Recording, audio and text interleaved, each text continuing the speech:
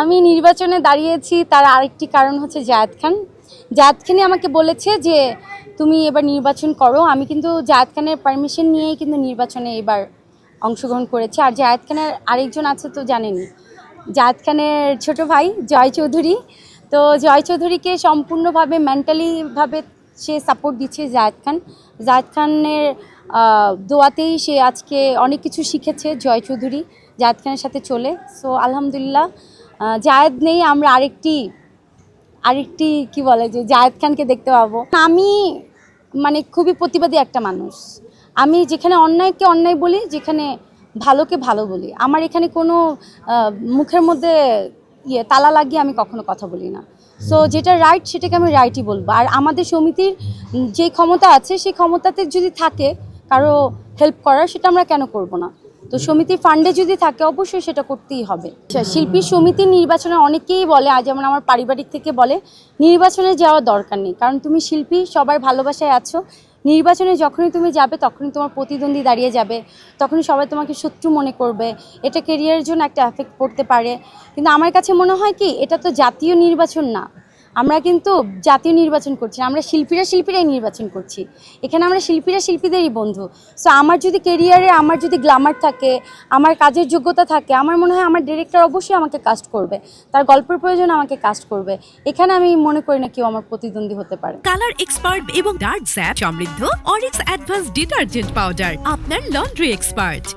আমার কাছে যেটা মনে হয়, অবশ্যই প্রমিনেন্ট শিল্পীদের, যারা ফেমাস, যাদেরকে সবাই চিনে, যারা অনেক সিনেমা করেছে, যাদের অনেক সম্মান আছে, দর্শকদের কাছে ভালোবাসা আছে, তারাই সমিতিতে সবসময় থাকে।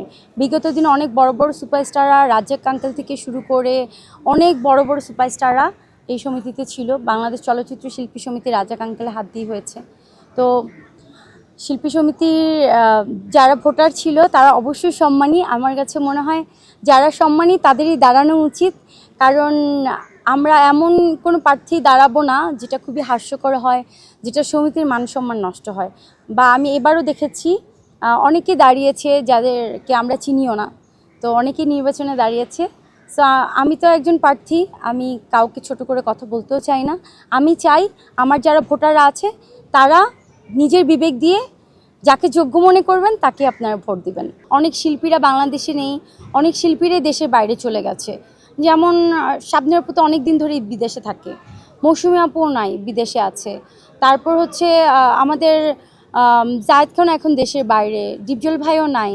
তো অনেক শিল্পীদেরকেই হয়তো আমরা দেখতে পাচ্ছি না, বা অনেক শিল্পীরা এখন আমাদের চলচ্চিত্র থেকে বিতাড়িত হয়েছে। যেমন শাবানা ম্যাডাম এখন এফডিসিতেও আসেন না, তারা চলচ্চিত্রে নাই।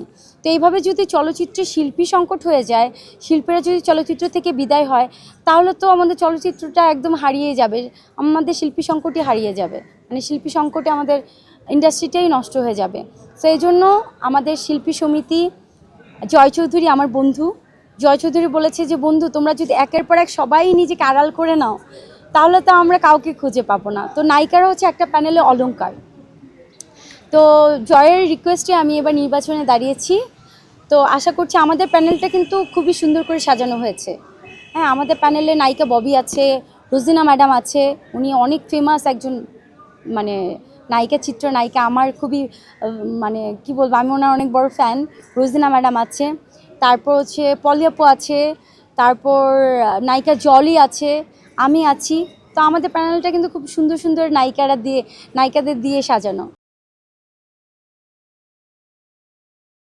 কালার এক্সপার্ট এবং ডার্ক স্যাপ সমৃদ্ধ অরিক্স অ্যাডভান্স ডিটারজেন্ট পাউডার, আপনার লন্ড্রি এক্সপার্ট।